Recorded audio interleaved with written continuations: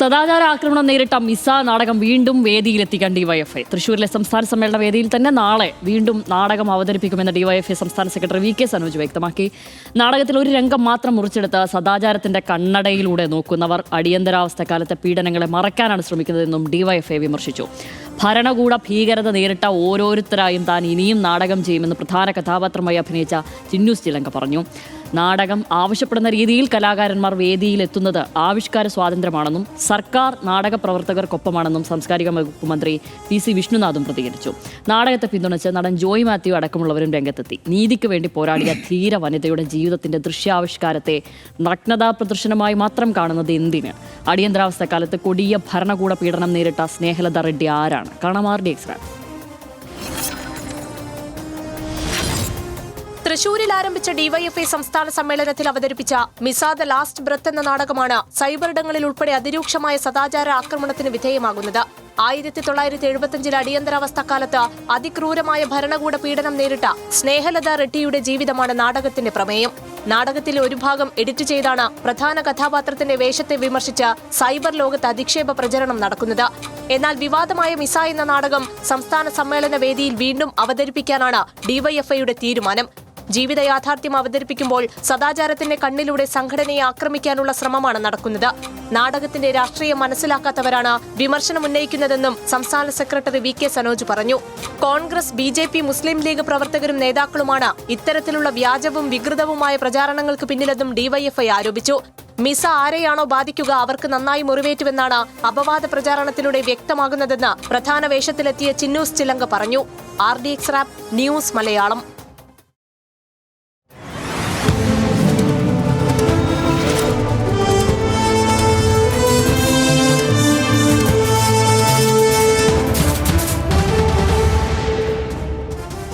ചില പ്രതികരണങ്ങളിലേക്കാണ്. ജീവിത യാഥാർത്ഥ്യം അവതരിപ്പിക്കുമ്പോൾ സദാചാരത്തിന്റെ കണ്ണിലൂടെ സംഘടനയെ ആക്രമിക്കാനുള്ള ശ്രമമാണ് നടക്കുന്നതെന്ന് വി കെ സനോജ് വിമർശിച്ചു.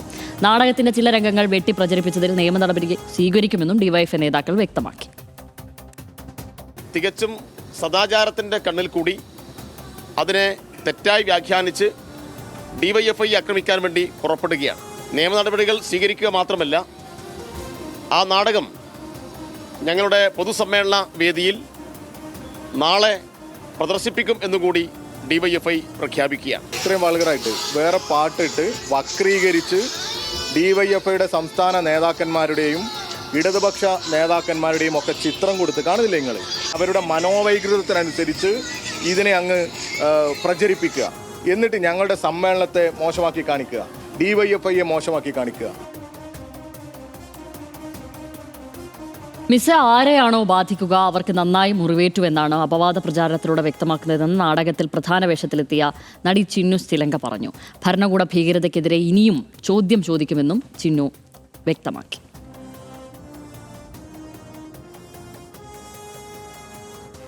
ഇതിൻ്റെ സത്യാവസ്ഥ എന്താണ് എന്നുള്ളത് ആളുകളിലേക്ക് എത്താതിരിക്കാൻ വേണ്ടി അവർ ശ്രമിക്കുന്നതാണ്. പക്ഷേ നമ്മളിത് നാടകം ചെയ്ത് തന്നെ, നാടകം കളിച്ച് തന്നെ നമ്മളിതിൻ്റെ വിഷയം ആളുകളിലേക്ക് എത്തിക്കും. ഇത് കൃത്യമായ രാഷ്ട്രീയമാണ് പറയുന്നത്. വലതുപക്ഷ ഭരണകൂട ഭീകരതയ്ക്കെതിരെയാണ് ഈ നാടകം ചോദ്യം ചെയ്യുന്നത്. അത് ഇനിയും തുടരുക തന്നെ ചെയ്യും.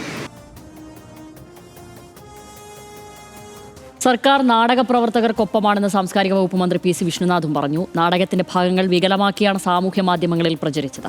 ശക്തമായ നടപടി സ്വീകരിക്കുമെന്നും PC വിഷ്ണുനാഥ് കൂട്ടിച്ചേർത്തു. അതൊരു നാടകാവതരണമാണ്. ഒരു നാടകത്തിൽ ആ നാടകം ആവശ്യപ്പെടുന്ന ഒരു പെർഫോമൻസാണ് അവിടെ ഉണ്ടായത്. സ്വാഭാവികമായിട്ടും ഒരു ആവിഷ്കാര സ്വാതന്ത്ര്യമാണ്. ഒരു നാടകം, ആ നാടകത്തിൻ്റെ പ്രമേയത്തിനനുസരിച്ചിട്ടാണ് കലാകാരന്മാർ വേദിയിലേക്ക് വരുന്നത്. അതിനെ ഏതെങ്കിലും രൂപത്തിൽ മോശമായി ചിത്രീകരിക്കുന്നതിനോട് ഞങ്ങൾ ആരും യോജിക്കുന്നില്ല. വ്യക്തിപരമായി ഞാൻ യോജിക്കുന്നില്ല. അപ്പോൾ അത് ആ കലാകാരന്മാരോടൊപ്പമാണ് സർക്കാരുള്ളത്. അവർക്ക് കേരളത്തിൽ അത്തരത്തിൽ കലാപ്രകടനം നടത്താനുള്ള എല്ലാ സംരക്ഷണവും ഗവൺമെൻറ്റിൻ്റെ ഭാഗത്തുനിന്നുണ്ടാകും. ചില ഡേറ്റകളിലേക്കാണ്. ആരായിരുന്നു സ്നേഹലത റെഡ്ഡി? 1975-77 അടിയന്തരാവസ്ഥ കാലത്തെ തടവറ ഭീകരതയ്ക്കിരയായി രക്തസാക്ഷിയായ വനിത. കന്നഡ സാഹിത്യകാരി, നടി, നർത്തകി, രാഷ്ട്രീയ പ്രവർത്തക എന്നീ നിലയിൽ ശ്രദ്ധ നേടിയിരുന്നു. 1970 ദേശീയ പുരസ്കാരം നേടിയ സംസ്കാര എന്ന ചിത്രത്തിലെ നായികയായിരുന്നു.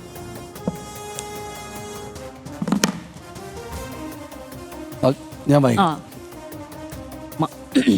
അടിയന്തരാവസ്ഥക്കാലത്ത് സോഷ്യലിസ്റ്റ് പാർട്ടിയുടെ ഒളിപ്രവർത്തനത്തിന്റെ ചുമതല സ്നേഹലത റെഡ്ഡിക്കായിരുന്നു. തുടർന്ന് 1976 മെയ് 2 സ്നേഹലത റെഡ്ഡിയെ മിസ എന്ന കരിനിയമപ്രകാരം അറസ്റ്റ് ചെയ്യുകയായിരുന്നു. കേസിന്റെ കുറ്റപത്രത്തിൽ അവസാനം വരെയും സ്നേഹലതയുടെ പേര് ചേർക്കപ്പെട്ടിരുന്നില്ല എന്നതും ശ്രദ്ധേയമാണ്. വിചാരണയില്ലാതെ 8 മാസത്തോളമാണ് ബാംഗ്ലൂർ സെൻട്രൽ ജയിലിൽ ഏകാന്ത തടവറയിൽ സ്നേഹലത റെഡ്ഡി ആക്കപ്പെട്ടത്. തടവറയിൽ ഹീനമായ ആക്രമണങ്ങൾക്ക് വിധേയമാക്കപ്പെട്ടു. നഗ്നയാക്കി ബോധം മറയുവോളം തല്ലി. മലവിസർജനത്തിന് ഒരു പാത്രം മാത്രമാണ് അവർക്ക് നൽകിയത്. കടുത്ത ആസ്മ രോഗിയായിരുന്നിട്ടും ചികിത്സ നിഷേധിക്കപ്പെട്ടു. 2 തവണ ആസ്മാറ്റിക് കോമയിലായി. നരകയാതനക്കിടയിലും സ്ത്രീ തടവുകാർക്കായി അവർ അവിടെയും പോരാട്ടം നടത്തിയിരുന്നു. ആർത്തവ കാലത്ത് സാനിറ്ററി നാപ്കിൻ നൽകാനും കൃത്യമായ ഭക്ഷണം ലഭ്യമാക്കാനും വരെ സമരം ചെയ്യേണ്ടിയിരുന്നു. അക്കാലത്ത് അടിയന്തരാവസ്ഥ കാലത്തെ തടവറയിൽ അകപ്പെട്ടവർക്ക് തടവറയിൽ നേരിട്ട ഭീകരതയും നടത്തിയ സമരങ്ങളും സ്നേഹലത എഴുതിയ ഡയറിയിലൂടെയാണ് പിന്നീട് പുറത്തു വന്നത്. ഇത് എ പ്രിസൺ ഡയറി എന്ന പേരിൽ 1977 പ്രസിദ്ധീകരിക്കപ്പെട്ടു. ആരോഗ്യസ്ഥിതി വഷളായതിനെ തുടർന്ന് 1977 ജനുവരി 15 അവരെ പരോളിൽ വിട്ടയച്ചു. എന്നാൽ പുറത്തിറങ്ങിയ 5-ാം നാൾ ജനുവരി 20 സ്നേഹലത റെഡ്ഡി മരിക്കുകയായിരുന്നു. അതാണ് ശ്യാമലി അപ്പം വലിയ ചർച്ചയാണ് സാമൂഹ്യ മാധ്യമങ്ങളിൽ. ഇതിനോടകം തന്നെ വലിയ റൈറ്റപ്പുകൾ വന്നു. പിന്നെ നമ്മൾ ഈ ഡാറ്റ കാണിക്കുന്നത് പോലെ ആരാണ് സ്നേഹലത എന്ന് നമ്മൾ പറയേണ്ട കാര്യമില്ല. പക്ഷേ ഇത് ചേരിതിരിഞ്ഞുള്ള ചർച്ചകളുണ്ട് ഈ വിഷയത്തിൽ എന്തായാലും. അതെ, ഇതിനകത്ത് ശ്യാമലി 1-2 പ്രശ്നങ്ങളുണ്ട്. അതിനു മുമ്പ് പക്ഷേ നമ്മൾ പ്രധാനമായിട്ടും പറയേണ്ടുന്നതായിട്ട് എനിക്ക് തോന്നിയൊരു കാര്യം മന്ത്രി PC വിശ്വനാഥ് ഇക്കാര്യത്തിലെടുത്ത നിലപാടാണ്. വളരെ അദ്ദേഹത്തെ അറിയാവുന്നൊരു രാഷ്ട്രീയ പ്രവർത്തകൻ എന്ന നിലക്ക് അറിയാവുന്ന ഒരു ആളെന്ന നിലയ്ക്ക് എനിക്ക് അദ്ദേഹത്തിൽ നിന്ന് പ്രതീക്ഷിച്ച ഒരു നിലപാട് തന്നെ കണ്ടത് വളരെ സന്തോഷകരമായി തോന്നി. അത് നമ്മൾ അദ്ദേഹത്താലും ഈ സർക്കാരിനാലും ഭരിക്കപ്പെടുന്ന ഒരു നാട്ടിൽ ജീവിക്കുന്ന ഒരു സാധാരണ ആളെന്ന നിലക്ക് അദ്ദേഹം അക്കാര്യത്തിൽ വളരെ പരിപക്വമായിട്ടുള്ള നിലപാട് സ്വീകരിച്ചു. അക്കാര്യത്തിൽ കലാകാരന്മാർക്കൊപ്പം നിന്നു, കലാകാരിക്കൊപ്പം നിന്നു എന്നത് വളരെ പ്രധാനപ്പെട്ടൊരു കാര്യമാണ്. അദ്ദേഹം അതിനകത്ത് ഈ പറയുന്ന രാഷ്ട്രീയമായിട്ട് വേണമെങ്കിൽ അദ്ദേഹത്തിന് ഒരു മറിച്ചൊരു നിലപാട് കൂടെ പറയാമായിരുന്നിടത്ത് പോലും, പക്ഷേ അദ്ദേഹം അങ്ങനെ പറയേണ്ടെന്ന കാര്യമില്ല എങ്കിലും അത് അദ്ദേഹം വളരെ വളരെ വളരെ സ്വീകാര്യമായിട്ടുള്ള സന്തോഷകരമായ ഒരു സ്റ്റാൻഡ് എടുത്തു എന്നത് നല്ലതാണ്. അത് ഈ നാട്ടിൽ ആവിഷ്കാര സ്വാതന്ത്ര്യമുണ്ട്. കലാകാരികളും കലാകാരന്മാരും ഒക്കെ അവരവരുടെ കല ആവിഷ്കരിക്കുമ്പോൾ ഏത് നിലക്കാണ് അവർ വരേണ്ടതെന്ന് അവർ തന്നെയാണ് തീരുമാനിക്കേണ്ടത് എന്ന നല്ല ഒരു മെസ്സേജ് കൊടുക്കാൻ അദ്ദേഹത്തിൻ്റെ കൂടെ കഴിഞ്ഞു. അതിന് അക്കാര്യത്തിൽ നമ്മുടെ ഒരു സന്തോഷം എന്തായാലും പ്രകടിപ്പിക്കേണ്ടതുണ്ടല്ലോ. ഇതിനകത്ത് 2 പ്രശ്നങ്ങളുണ്ടെന്ന് ഞാൻ വിചാരിക്കുന്നു. ഒന്ന്, നമ്മളിപ്പോൾ പറഞ്ഞ സ്നേഹലത റെഡ്ഡിയുടെ എന്ന ഈ നാടകത്തിലെ കേന്ദ്ര കഥാപാത്രത്തെക്കുറിച്ചുള്ള അല്ലെങ്കിൽ കേന്ദ്ര സംഭവമായിട്ടുള്ള ആ കാര്യത്തെക്കുറിച്ചുള്ള വിശദീകരണം. രണ്ടാമത്തേത് ഈ സംഭവം, അതായത് ഈ സ്നേഹലത റെഡ്ഡിയായിട്ട് ആ ഘട്ടത്തിൽ വരുന്ന ഈ നടിക്കെതിരായിട്ടുള്ള സദാചാര ആക്രമണം. ഈ സദാചാര ആക്രമണം സത്യത്തിൽ ആദ്യം ഞാൻ ഈ ഫേസ്ബുക്ക് പോസ്റ്റ് കണ്ടപ്പോൾ ചിലയിടങ്ങളിൽ 1-2 കോൺഗ്രസ് അനുകൂലികളായിട്ടുള്ള ആളുകൾ ഒരു ബുദ്ധിജീവി ലെവലിലൊക്കെ കാര്യങ്ങൾ കൈകാര്യം ചെയ്യുന്ന ആളുകളാണ് അവർ. അപ്പോൾ അവർ ക്യാബറ ഡാൻസിനോടൊക്കെ ഇതിനെ ചേർത്ത് വെച്ചിട്ട് ഈ കാര്യങ്ങൾ കണ്ടപ്പോൾ എനിക്കപ്പോൾ ആദ്യഘട്ടത്തിൽ ഞാനത് വായിക്കുമ്പോൾ മനസ്സിലായിരുന്നില്ല. കാരണം ഇതെന്താണ് DYFIയുടെ പരിപാടിയിൽ എന്തോ ഒരു വിഷ്വൽ ഏഴിമല പൂഞ്ചോല എന്നുള്ള പാട്ടിട്ടിട്ട് ഇങ്ങനെ ഓടിക്കുകയാണല്ലോ നമ്മൾ കാണുന്നത്. അപ്പോൾ ആ ഘട്ടത്തിൽ ഇത് സ്നേഹലത റെഡ്ഡിയുടെ ഒരു ജീവിതം ആസ്പദമാക്കിയുള്ള നാടകമാണെന്നൊന്നും എനിക്ക് മനസ്സിലായിട്ടുണ്ടായിരുന്നില്ല. ഇതെന്തോ ക്യാബറ ഡാൻസാണ് എന്നൊക്കെ പറഞ്ഞിട്ട് ഇവർ ഭയങ്കരമായിട്ട് വല്ലാത്ത തോതിൽ പരിഹസിക്കുകയാണ്. അപ്പോൾ ഈ ദൃശ്യത്തിൽ തൊട്ട് പിന്നിൽ ബാക്ക്ഡ്രോപ്പിൽ ഈ പുഷ്പൻ, അവരുടെ CPIഎമ്മിൻ്റെ എക്സാക്റ്റായിട്ടുള്ള പുഷ്പൻ, അദ്ദേഹത്തിൻ്റെ ഒരു ഫോട്ടോ കൂടെ ഉണ്ട്. അപ്പോൾ അതുകൂടെ ചേർത്ത് വെച്ചൊക്കെയാണ് പരിഹാസം. അപ്പോൾ ഞാനപ്പോഴും എനിക്ക് രാഷ്ട്രീയമായിട്ട് ഇത്തരം കാര്യങ്ങൾ അങ്ങോട്ടും ഇങ്ങോട്ടൊക്കെ എതിർക്കാമെന്ന് പറയുമ്പോഴും ഈ വസ്ത്രത്തിൽ എന്താണ് പ്രശ്നം എന്ന് എനിക്ക് ശരിക്കും മനസ്സിലായില്ല. അതെന്തിനാണ് ഇപ്പോൾ ഇങ്ങനെ ആളുകൾ ഇതെന്തോ വലിയൊരു കാര്യം പോലെ പറയുന്നതെന്ന്. ഒരു നഗ്നതാ പ്രദർശനം എന്നൊക്കെയാണ് പലരും എഴുതിയിരുന്നത്, ക്യാബറ ഡാൻസ്. ഇതിനകത്ത് എന്താ നഗ്നതാ പ്രദർശനം എന്ന് എനിക്ക് സത്യമായിട്ട് മനസ്സിലായിട്ടില്ല. അതിൻ്റെ കാരണം ഞാൻ പറയാം. അതിനു മുമ്പ് ഈ പറയുന്ന പോലെ ഈ ഏഴിമല പൂഞ്ചോല എന്ന മറ്റൊരർത്ഥമുള്ള പാട്ടിട്ടതിന് ശേഷം പോലും ആ കാണുന്ന ആക്ട്രസ് അത് പെർഫോം ചെയ്യുന്നത് ഒരു ദുരിതത്തിലകപ്പെട്ട ശരീരം എന്ന നിലക്കാണത് പ്രത്യക്ഷമാകുന്നത്. അല്ലാതെ അതെന്തെങ്കിലും തരത്തിൽ അവർ ആ കാര്യത്തിൽ അവർ വളരെ വിജയിച്ചു. ഒരു ദുരിതത്തിലകപ്പെട്ട ഒരു ശരീരം എന്നത് മനസ്സിലാക്കാനാകുന്ന വളരെ സെക്കൻഡ്സ് മാത്രമേ ആ വിഷയമുള്ളെങ്കിൽ പോലും അതിനകത്ത് നേരെ അർത്ഥം മാറ്റിക്കളയുന്ന ഒരു പാട്ട് അതിനകത്ത് വെച്ചിട്ട് പോലും അത് കൺവേ ചെയ്യുന്ന ഐഡിയ എന്താണ്? അതൊരു ദുരിതത്തിൽപ്പെട്ടിരിക്കുന്നൊരു ശരീരമാണ്. അത് ആൺ പെൺ എന്തോ ആയിക്കോട്ടെ, പക്ഷെ അത് ദുരിതത്തിലകപ്പെട്ടൊരു ശരീരമാണെന്ന് കൺവേ ചെയ്യുന്ന ഒരു ആക്ട്രസിനെയാണ് നമ്മൾ കാണുന്നത്. പിന്നെ അതിൻ്റെ നഗ്നത, അതിന് മാത്രം ഇത്രമാത്രം വലിയ ബഹളം ഉണ്ടാക്കാൻ ഈ ആളുകൾക്ക് എന്താണുള്ളതെന്ന് എനിക്ക് തോന്നാൻ കാരണം, ഒന്ന് പഴയ പോലെ അല്ലല്ലോ. ഇപ്പോൾ നമ്മൾ ഇൻസ്റ്റാഗ്രാം എടുത്ത് തുറന്നാൽ ഈ പിന്നെ ജിമ്മിലൊക്കെ പോകുന്ന സ്ത്രീകളുടെയും പുരുഷന്മാരുടെയും പെൺകുട്ടികളുടെയും ഒക്കെ ഡ്രസ്സ് ഇതുപോലൊക്കെ തന്നെയല്ലേ? അല്ല, ഇത് പണ്ടൊക്കെ ആണെങ്കിൽ എന്ന് വെച്ചാൽ ഇത്രമാത്രം ദൃശ്യസംഗതികൾ ഇല്ലാത്തൊരു കാലത്ത്, എന്ന് വെച്ചാൽ ഈ മൊബൈൽ ഫോൺ വരാത്ത കാലത്ത്, സോഷ്യൽ മീഡിയ ഇല്ലാത്ത കാലത്ത്, ഈ പ്രിൻ്റഡ് ആയിട്ടുള്ള പത്രങ്ങളും മാഗസിനുകളും മാത്രമായിരുന്ന കാലത്ത് ഈ സംഗതിക്കൊരു ഒരു ഈ പറയുന്ന പോലെ ഒരു കൗതുകം ഉണ്ടായേക്കാം. ഏത് സ്ത്രീ ശരീരമൊക്കെ ഏത് ഘട്ടത്തിലും കാണുമ്പോഴൊക്കെ ഒരു ലൈംഗികത മാത്രം ഉൽപ്പാദിപ്പിക്കുന്ന ദൃശ്യമാണല്ലോ എന്ന് തോന്നൽ ഉണ്ടാക്കിയേക്കാമെങ്കിൽ ഇപ്പം അങ്ങനെയല്ല. ഇപ്പോഴത്തെ പെൺകുട്ടികളാണെങ്കിലും സ്ത്രീകളാണെങ്കിലും പലതരത്തിൽ പല ഘട്ടത്തിൽ ധരിക്കുന്ന വസ്ത്രങ്ങളുമായിട്ട് എവിടെയും ഫോട്ടോയും വീഡിയോയും ഒക്കെ കാണാവുന്ന മറ്റൊരു ദൃശ്യധാരാളിത്തമുള്ളൊരു ലോകത്ത് ഇതിനകത്ത് ഒരു പ്രശ്നമില്ലാത്തതാണ്.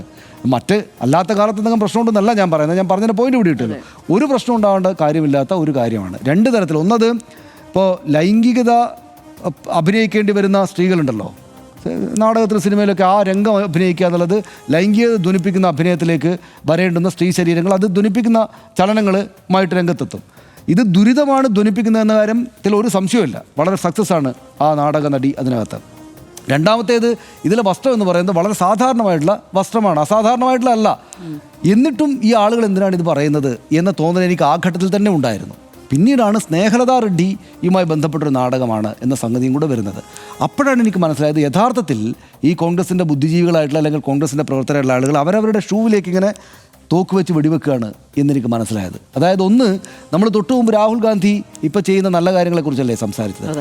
കോൺഗ്രസ് എന്ന പാർട്ടിയും രാജ്യത്തിൻ്റെ രാഷ്ട്രീയ ശരീരത്തിനകത്ത് പോസിറ്റീവായിട്ട് ഇടപെട്ടുകൊണ്ടിരിക്കുന്ന ഒരു കാലത്താണ് നമ്മളുള്ളത്. നമ്മുടെ നാട്ടിലെ വലിയ ബുദ്ധിജീവിയായിട്ടുള്ള ബി രാജീവിനെ പോലുള്ള ആളുകൾ കോൺഗ്രസിനെ പഴയ കാലത്തെ കോൺഗ്രസ് ആയിട്ടല്ല കാണേണ്ടത്, പുതിയ കാലത്ത് വേറൊരു തരം കോൺഗ്രസ് ആണ് ഇത്.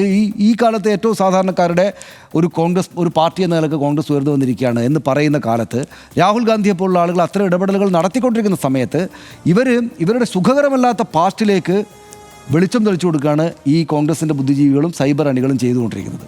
അതായത് ഇത് ആ വഴിക്കങ്ങ് പോവും. ഏത് ഈ നാടകം നടക്കും, നമ്മളൊന്നും അറിഞ്ഞേയില്ല ഇങ്ങനെ ഒരു നാടകം അവിടെ നടന്നു എന്നുള്ളത്. അപ്പോൾ ഈ നാടകം ആ വഴിക്ക് നടന്നു പോകേണ്ടതിന് പകരം അവിടേക്ക് ടോർച്ച് കളിച്ചത് കണ്ടോ എന്താണ് കാണിച്ചു കൊടുക്കുന്നത്? അടിയന്തരാവസ്ഥ കാലത്തെ അടിയന്തരാവസ്ഥ എന്താണ്? ഈ രാഹുൽ ഗാന്ധിയുടെ അമ്മൂമ്മ, ഇതേ കോൺഗ്രസിൻ്റെ മുൻകാലം, അവർ നടത്തിയ ഈ രാജ്യത്തിൻ്റെ ചരിത്രത്തിലെ ഏക വനിതാ പ്രധാനമന്ത്രിയാണ് ഇന്ദിരാഗാന്ധി. നമുക്കെല്ലാവർക്കും അറിയാലോ. ഏക വനിതാ പ്രധാനമന്ത്രിയുടെ കാലത്തുണ്ടായ ജനാധിപത്യ ധ്വംസനത്തിന് ലോകത്തെ തന്നെ ഏറ്റവും വലിയ ഉദാഹരണങ്ങളിലൊന്നായിട്ടുള്ള അടിയന്തരാവസ്ഥ കാലത്ത് സ്ത്രീകൾ എന്താണ് അനുഭവിച്ചത് എന്ന് പറഞ്ഞു കൊടുക്കുകയാണ് ആര് കോൺഗ്രസ് അണികൾ. ഇതാ നോക്കൂ, അങ്ങോട്ട് നോക്കൂ എന്ന് പറഞ്ഞു കൊടുക്കുകയാണ്. ഇതാ ഇവർ ഈ ഫോട്ടോ എടുത്തിട്ട് സാധാരണഗതിയിലുള്ളൊരു പെർഫോമൻസിൻ്റെ അംഗചലനങ്ങൾ മാത്രമുള്ള ഈ ദൃശ്യത്തെ എടുത്തിട്ട് മറ്റൊരു പ്ലേസിൽ വെച്ചിട്ട് ഇവരെ അങ്ങ് പരിഹസിച്ച് കളയാമെന്ന തോന്നലോടെ ഉണ്ടാക്കിയ എന്താണ്, നേരെ അടിയന്തരാവസ്ഥയിലേക്ക് പോയി. അടിയന്തരാവസ്ഥ കാലത്ത് എന്താണ് നമ്മൾ പറഞ്ഞല്ലോ, സ്നേഹലത റെഡ്ഡിയും പിന്നെ എന്ത് കാരണത്തിനാണ് അവരെ ജയിലിൽ കൊണ്ടുപോയിട്ടത്? അവരെ ഒരു അറിയപ്പെടുന്ന ആളായിരുന്നു അവരവരുടെ ഭർത്താവും. പട്ടാഭി എന്ന് പറയുന്ന സിനിമാ സംവിധായകനും നമ്മുടെ രാജ്യത്തിൻ്റെ ഏറ്റവും പ്രോമിനൻ്റ് ആയിട്ടുള്ള എഴുത്തുകാരിൽ ഒരാളായ UR അനന്തമൂർത്തിയുടെ സംസ്കാര എന്ന് പറയുന്ന ഏറ്റവും ഗംഭീരമായിട്ടുള്ളൊരു നോവലിനെ സിനിമയാക്കിയ സിനിമാ നിർമ്മാതാവും അതിനകത്തൊരു റോളിൽ അഭിനയിച്ച സ്നേഹലത റെഡ്ഡിയും ജോർജ് ഫെർണാണ്ടസുമായിട്ട് രാഷ്ട്രീയ ബന്ധമുണ്ട് എന്നതുകൊണ്ടും സോഷ്യലിസ്റ്റ് ആയിരുന്നതുകൊണ്ടും ഇവരെ പിടിച്ച് ജയിലിൽ കൊണ്ടുപോയിട്ടു. അവിടെ വെച്ച് നരകയാതന അനുഭവിപ്പിച്ചു, മരിച്ചുപോയി. അപ്പോൾ ഇവരുടെ കാര്യം മാത്രമാണോ പുറത്തേക്ക് വരുന്നത്? അല്ല, ഈ സംഭവങ്ങളെല്ലാം കൂടെ പുറത്തേക്ക് വരിക. അപ്പം നമ്മൾ ഇത് മാത്രമായിട്ടല്ല കേൾക്കുന്നത് കേട്ടോ. അതായത് ഇവർ കോൺഗ്രസിൻ്റെ തന്നെ ദുഷ്ടമായൊരു പാസ്റ്റിലേക്ക് ടോർച്ചടിച്ചിട്ട് ആ വെളിച്ചം കാണിച്ച് നാട്ടുകാരെ കാണിച്ചു കൊടുക്കുമ്പോൾ ഇപ്പുറത്തെന്താണ്, കഴിഞ്ഞ ദിവസം സജ്ജൻ കുമാർ മരിച്ചു. നമ്മൾ കണ്ടില്ലേ വാർത്ത? സജ്ജൻ കുമാർ മരിച്ചു. ആരാ സജ്ജൻ കുമാർ? സജ്ജൻ കുമാർ ഡൽഹിയിൽ റയറ്റ് നടന്നപ്പോൾ, ഡൽഹി കലാപം എന്താണ്, ഇന്ദിരാഗാന്ധിയെ കൊല ചെയ്തത് സിഖുകാരനായ അംഗരക്ഷകനായിരുന്നു. അപ്പോൾ സിഖുകാർക്കെതിരെ കോൺഗ്രസ്സുകാർ മുഴുവൻ സിഖുകാരെ കൊന്നു, തള്ളി, വംശഹത്യ നടത്തി. രാജീവ് ഗാന്ധി അക്കാലത്ത് പറഞ്ഞു, അദ്ദേഹത്തിന് അവരുടെ മകൻ കൂടിയുള്ള രാജീവ് ഗാന്ധി പറഞ്ഞു, വൻമരങ്ങൾ വീഴുമ്പോൾ ഇടയിൽപ്പെട്ട ചെറിയ ചെറിയ ചെടികൾ നശിക്കുക എന്നുള്ളത് സ്വാഭാവികമാണെന്ന് പറഞ്ഞു. എന്നുവെച്ചാൽ ഇന്ദിരാഗാന്ധി എന്ന് പറയുന്ന വൻമരം വീഴുമ്പോൾ ഇങ്ങനൊരു കലാപത്തിൽ സിഖുകാർ കൊല്ലപ്പെടുന്നത് സ്വാഭാവികമായ കാര്യമാണെന്ന് രാജീവ് ഗാന്ധി പറഞ്ഞു. വലിയ സംഭവമായിരുന്നല്ലോ അത്.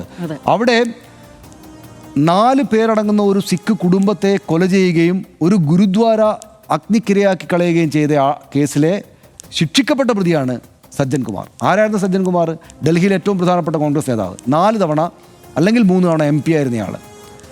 3 തവണ MP ആയിരുന്ന ഒരു നേതാവ് മുൻകൈ എടുത്തിട്ട് ഒരു 4 അംഗ സിഖ് കുടുംബത്തെ അഗ്നിക്കിരയാക്കി കൊന്നുകളഞ്ഞു എന്ന്, ഒരു ഗുരുദ്വാര അഗ്നിക്കിരയാക്കി എന്ന് ശിക്ഷിക്കപ്പെട്ട, തിഹാർ ജയിലിൽ വെച്ചാണ് മരിക്കുന്നത്.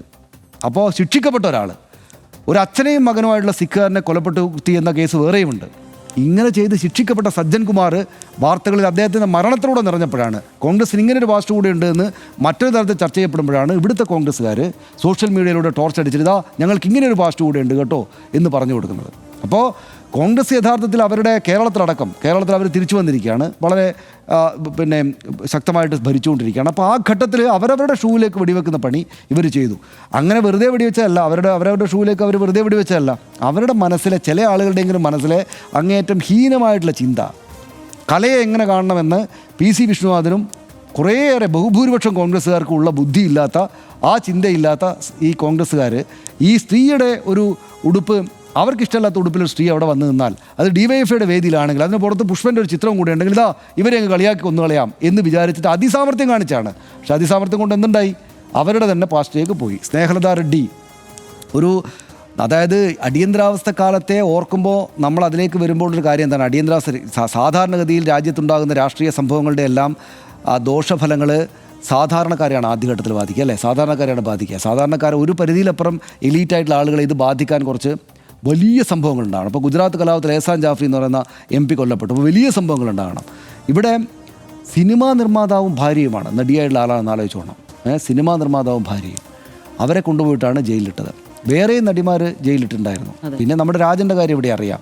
പിന്നെ എത്രയോ ആളുകൾ, അതായത് ഇതിൻ്റെ ഒരു പ്രശ്നം എന്താണെന്നറിയാം. ഇപ്പോൾ ശശികല BHPയുടെ നേതാവ് അവരടക്കം ഇതിനെ പരിഹസിച്ചു. പക്ഷേ എന്താ സംഭവം?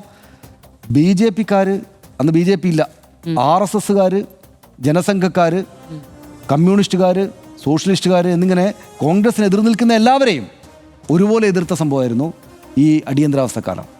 കമ്മ്യൂണിസ്റ്റുകാർ, സോഷ്യലിസ്റ്റുകാർ, RSSകാർ എല്ലാം ഇന്ദിരാഗാന്ധിയുടെ കോൺഗ്രസ് ജയിലിൽ കൊണ്ടുപോയിട്ടിരുന്നു. ഈ ദുരിതം ഇവരെല്ലാം അനുഭവിച്ചിട്ടുണ്ട്. അതിനകത്ത് സ്ത്രീകളും പുരുഷന്മാരൊക്കെ ഈ പറയുന്ന പോലെ അവർക്ക് പുറത്തു പറയാൻ പറ്റാത്ത നൃശംസമായിട്ടുള്ള പീഡനങ്ങൾക്കിരയായിട്ടുണ്ട്. അതാത് കാലത്തെ പോലീസുകാർ അവർക്ക് കയ്യിൽ കിട്ടിയ അധികാരം അഹങ്കാരത്തോടെ പ്രയോഗിച്ചു. പ്രത്യേകിച്ചും സ്ത്രീ ശരീരത്തിന് മേൽ ഇതുപോലെ അവരുടെ അഹന്ത കൊണ്ട് തന്നെ പൂർണ്ണമായിട്ടും ലൈംഗികമായിട്ടും ഉപയോഗിച്ചു.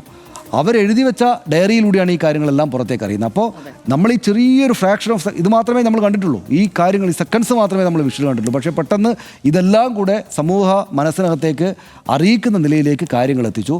ഇത് കോൺഗ്രസ്സുകാർ അവരവരുടെ ഒരു ഷൂവിലേക്ക് വെടിവെക്കുന്ന കാര്യമാണ് ചെയ്തത്. DYFI നന്നായിട്ട് രാഷ്ട്രീയമായിട്ട് ഉപയോഗിക്കുന്നു എന്ന് വേണമല്ലോ കാണാൻ. അവരെ രണ്ടാമതും അവർ പിന്നെ അത് പ്രദർശിപ്പിക്കാനായിട്ട് തീരുമാനിച്ചിരിക്കുകയാണ്. അപ്പോൾ അവർ രാഷ്ട്രീയമായിട്ട് അത് ഉപയോഗിക്കും. അടിയന്തരാവസ്ഥ അങ്ങനെ വീണ്ടും ഒന്നുകൂടെ ചർച്ചയാകും. ഇതാണ് അതിൻ്റെ ഫലം. അടിയന്തരാവസ്ഥ മാത്രമല്ല, കലയിൽ എങ്ങനെ ആവിഷ്കരിക്കണമെന്ന കാര്യം, ആ കാര്യത്തിൽ PC വിശ്വനാഥിനടക്കം വളരെ നല്ല അഭിപ്രായമുള്ളതെന്ന് നമ്മൾ കണ്ടു. അതെ, ഞാൻ സമയപരിമിതി ഉണ്ട് എന്ന് പ്രൊഡ്യൂസർ ഓർപ്പിക്കുന്നു. എങ്കിലും പറയാതെ പോകാനാവുന്നില്ല. വർത്തമാനകാല യാഥാർത്ഥ്യത്തിൽ നമ്മളെങ്ങനെയാണ് ഇപ്പോൾ, എന്താണ് നമ്മുടെ യാഥാർത്ഥ്യം? അത് ചരിത്രത്തിൻ്റെ അപനിർമ്മിതി നടത്തുന്ന, ചരിത്രത്തെ വളച്ചൊടിക്കുന്ന, വക്രീകരിക്കുന്ന, ചിലതൊക്കെ ഇതാണ് എന്ന് പറഞ്ഞ് പരിചയപ്പെടുത്തുന്ന, പാഠപുസ്തകങ്ങളിൽ സെൻസറിങ് നടത്തുന്ന ഒരു കാലത്താണ് നമ്മൾ ജീവിക്കുന്നത്. അപ്പോൾ ഈ തലമുറയ്ക്ക് ചില പരിമിതികൾ, ആ കാര്യങ്ങളിലൊക്കെ ഒരു ആക്സസ് ഉണ്ടാകുന്ന പരിമിതികളുണ്ട്. പക്ഷേ ഒരു മിസ ഇതിനും പലതിനും നിമിത്തമാവുകയാണ്. വീണ്ടും സനീഷണം പറഞ്ഞ പോലെ അടിയന്തരാവസ്ഥക്കാലം, സിഖ് കൂട്ടക്കൊല, എന്താണ് ആ സമയത്ത് വന്ധ്യംകരണം നടന്നിരിക്കുന്നു, സ്നേഹലത റെഡ്ഡിയെ പറ്റി പഠിക്കുന്നു, എന്തായിരുന്നു ആ സമയത്തെ പോലീസിൻ്റെ സമീപനം എന്ന് പഠിക്കുന്നു. അങ്ങനെ ഇത്തരം വിഷയങ്ങൾ ഈ തലമുറ ഇപ്പോൾ പഠിക്കുന്നു. ഇതാണ് ഗൂഗിൾ സെർച്ച് എന്നുള്ള കാര്യത്തിൽ എനിക്കൊരു സംശയമില്ല. ഇതാണ് ഇവിടെ സംഭവിച്ചിരിക്കുന്നത്.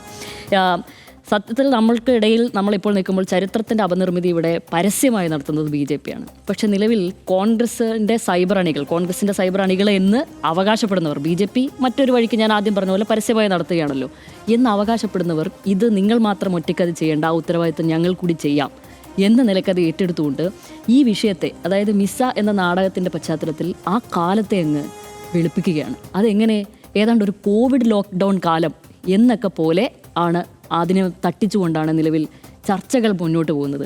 അങ്ങനെ നോക്കുമ്പോൾ ഇവിടെ ആ കാലം തങ്കമാന കാലം എന്ന പോലെയാണ് ഇവിടെ എഴുതി വിടുന്നത് എന്നുള്ളതാണ്. എന്താണ് സംഭവിച്ചിരിക്കുന്നത്? ഇവിടെ എതിർ രാഷ്ട്രീയ വേദിയിൽ ഒരു കാര്യം നടക്കുന്നു, പക്ഷെ അതിൻ്റെ രാഷ്ട്രീയം അറിഞ്ഞു, അതിൻ്റെ ചരിത്രം അറിയില്ല. അതുകൊണ്ട് എന്ത് ചെയ്തു? തുണി അളവെടുത്തു, അതിനുശേഷം ലൈംഗിക ദാരിദ്ര്യം അങ്ങ് അവിടെ വിളമ്പിയത് മുഴുവൻ തിരികെ വാരിച്ചപ്പോൾ എന്ത് സംഭവിച്ചു? ആദ്യം തീരുമാനിച്ചു, അങ്ങനെയെങ്കിൽ ഇതിലെ രാഷ്ട്രീയ ശരികേടുകൾ പറയാം, ഇത് ഇങ്ങനെയല്ല ചരിത്രം എന്നുള്ള ശരികേടുകൾ അങ്ങ് നിരത്താം. അപ്പോൾ അതിനെയും ചരിത്രം നിരത്തി തന്നെ ഇവിടെ ഉള്ളവർ പ്രതിരോധിക്കുകയാണല്ലോ ഇവിടെ ഉണ്ടായിരിക്കുന്നത്. അപ്പോൾ പിന്നെ അതിൻ്റെ ന്യായീകരണമായിട്ട് വന്നതാണ് സ്നേഹലത റെഡ്ഡി. അവർ ജയിലിൽ കിടക്കേണ്ടതായിരുന്നു. അവർ അവിടെ നേരിട്ടിരിക്കുന്നത് ഒരു സാമാന്യമായ രീതിയിൽ അപ്പോൾ ഒരാൾ കടന്നു പോകുന്ന രീതിയിലുള്ള വിവസ്ത്രയാക്കപ്പെട്ടതും നഗ്നതയും ഒക്കെ ഉണ്ടായിരിക്കുന്നത് ഈ ഘട്ടത്തിലാണ്. അല്ലാതെ അതിൽ വേറെ പ്രശ്നങ്ങളൊന്നുമില്ല. പിന്നെ ഇവരത് അർഹിക്കുന്നു എന്ന നിലക്ക് കൂടിയാണ് ആ എഴുത്തുകൾ ഉണ്ടായിരിക്കുന്നത്. അതുകൊണ്ട് അതിലൊരു പ്രശ്നവുമില്ല എന്നാണ് പറയുന്നത്. അതിനെ പറ്റിയൊക്കെ സനീഷേട്ടൻ ഈ ഘട്ടത്തിൽ കാര്യമായി തന്നെ നിലവിൽ വിവരിച്ചു കഴിഞ്ഞിരിക്കുന്നു. അപ്പോൾ ഞാൻ പറയുകയാണ്, ഇതിൽ ഈ കമൻറ്റുകളൊക്കെ കാണുമ്പോൾ ഇതിൻ്റെ അടിയിലുള്ള എല്ലാ എഴുത്തുകളും വായിക്കുമ്പോഴും എനിക്ക് തോന്നുന്നത് നമ്മുടെ സമൂഹത്തിലെ ചിലർ, അതിൽ പുരുഷന്മാരുണ്ട്, സ്ത്രീകളുണ്ട്, ഇവർക്കിപ്പോഴും സ്ത്രീകളോടുള്ള ഒരു സമീപനം എന്നുള്ളത് ഒരു താലിബാൻ മനോഭാവമാണ്. ശരിക്കും എന്താണ് ഒരു സ്ത്രീ? അവർ മനുഷ്യരെ പോലും അംഗീകരിക്കാൻ തയ്യാറാകാത്തവരാണ് പലരും എന്നുള്ളതാണ് എല്ലാ വിഷയം വരുമ്പോഴും വീണ്ടും വീണ്ടും ഓർമ്മിപ്പിക്കുന്നത്. അതായത് അവർ എന്ത് ചെയ്തു കഴിഞ്ഞാലും ചില അതിർവരമ്പുകൾ അങ്ങ് നിശ്ചയിക്കും.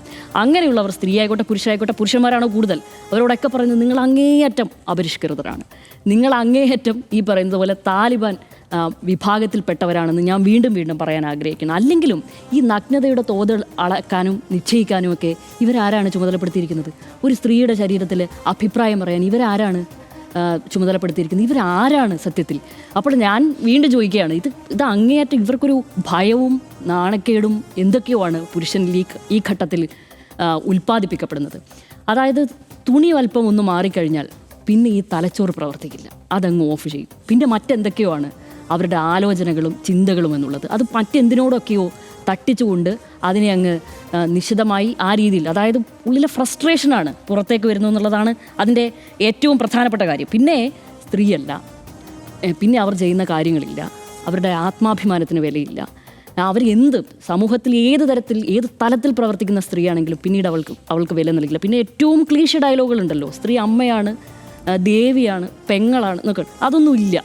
അറ്റ്ലീസ്റ്റ് അതെങ്കിലും ഓർമ്മിക്കുന്നവർ ഈ വിധം പരിപാടികൾ, പിന്നെ പെങ്ങളില്ല, അമ്മയില്ല, ഒന്നുമില്ല. പിന്നെ തുണി മാറിയാൽ പിന്നെ ഇതൊന്നുമില്ല. സത്യത്തിൽ നിങ്ങളുടെ ഇച്ഛക്കനുസരിച്ച് സ്ത്രീകളെ വസ്ത്രം ധരിപ്പിക്കരുത്.